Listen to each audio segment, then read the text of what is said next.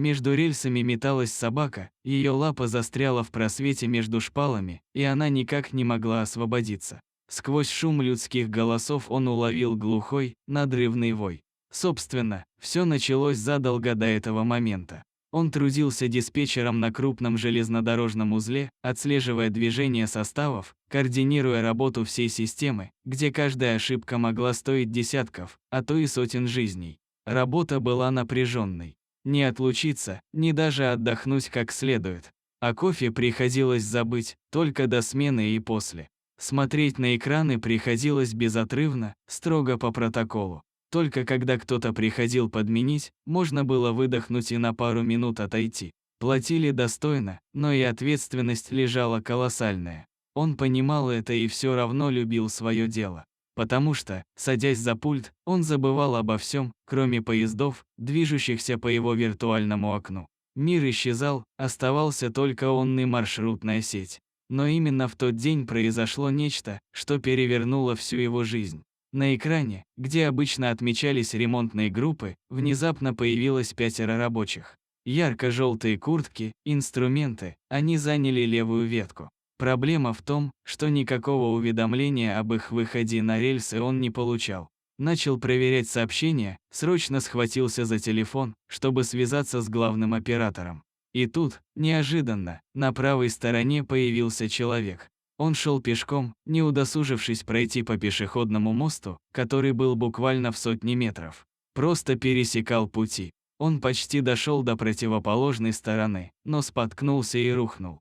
Телефон выскользнул из руки диспетчера. Он замер. Тот мужчина попытался встать, но, кажется, часть одежды зацепилась за рельс. Он дергал, пытался вырваться, паниковал. Диспетчер в ужасе нажал на кнопку тревоги. Завыла сирена.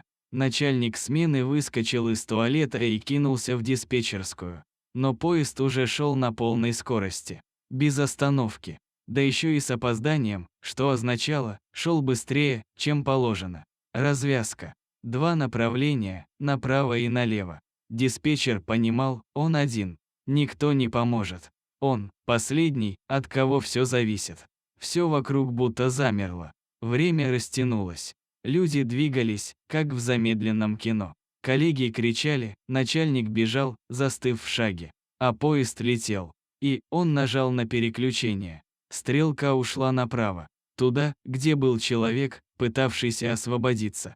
Он закрыл глаза. Он не хотел этого видеть. Разбор полетов заняла комиссия. Его признали действовавшим правильно. Виновными оказались те, кто не уведомил о выходе ремонтной бригады. Но перед ним в суде стояли 3 человека, пожилая мать погибшего, его жена и их маленький сын. Молча, без слов, без обвинений, только с болью в глазах. Он молил бы о крике, упреках, ударе. Но они просто смотрели. И это оказалось невыносимо. Суд признал его невиновным. Его оправдали полностью. Виновные были наказаны. Но он больше не смог вернуться к работе. Его перевели в архив, где он перебирал бумаги, редко кого встречая. Его это устраивало. Он не хотел видеть никого. Вина прожигала изнутри. Он знал, сделал правильный выбор. 1 против 5. Все по логике. Но от осознания этого не становилось легче. Ночи были кошмаром. Все время снились те 3. Их глаза, молчаливые. Однажды он шел домой по мосту. По тому самому, который вел над теми путями. Там, где все случилось. Шел медленно. Люди обходили его, торопясь. Он отошел к перилам, чтобы не мешать, и взгляд сам собой устремился вниз. И вдруг, он увидел, на путях дергалась собака. Застряла лапой. Жалобно скулила. А вдали уже приближался поезд. Сирена. Грохот. Все было как тогда. Снова. Только теперь, пес. И он прыгнул. Снова остановка времени. В полете, словно в замедленном кадре, он чувствовал, как все возвращается.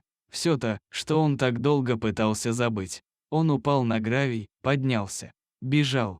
К ней. Собака, заметив его, взвыла еще сильнее. Ветер гнал на него крик людей с моста, звук колес на рельсах, вой сигнала. Он вытащил маленький нож, которым когда-то открывал пакеты с бумагами. Одним движением разрезал веревку, в которую запуталась лапа. Подхватил пса и бросился в сторону. Поезд пронесся мимо, с грохотом и скрежетом. Он упал, и темнота накрыла его. Очнулся от того, что мокрый язык касался его лица. Пес с тревогой заглядывал ему в глаза. Там было беспокойство и благодарность. «Все хорошо, малыш», – прошептал он и погладил собаку. Та залаяла от радости. А наверху, на мосту, раздавались восторженные крики. «Это чудо!» – кричали люди. Он упал, и его подхватил кто-то. Я видел, это был ангел. Они размахивали руками, звали его. Но он просто повернулся и пошел прочь. Собака шла рядом, прижимаясь. Он улыбался. С тех пор кошмары исчезли. Его охранял новый друг.